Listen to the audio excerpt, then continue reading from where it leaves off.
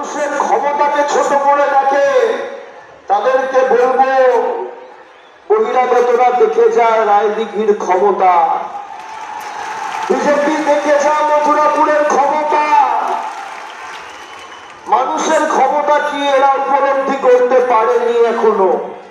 যদি কেউ ভাবে ভোটাধিকার কেড়ে নিয়ে বাংলা দখল করব, যদি কেউ ভাবে লাইনে দাঁড়িয়ে মানুষকে শাস্তি দেব, যদি কেউ ভাবে বাংলার অধিকারের টাকা আটকে রেখে মানুষকে জব্দ করব, গণতন্ত্রে কেউ প্রধানমন্ত্রী হয়েছেন, কেউ মুখ্যমন্ত্রী হয়েছেন, কেউ কেন্দ্রীয় মন্ত্রী হয়েছেন মানুষ চেয়েছে বলে। মানুষ যেদিনকে চাইবে না আপনাদের দম্ভ অহংকার ভেঙে চূর্ণ বিচূর্ণ করতে 2 মিনিটের বেশি সময় লাগবে না।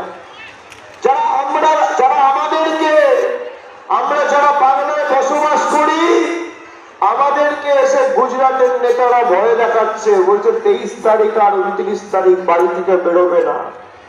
বাঙালিকে এসে গুজরাটি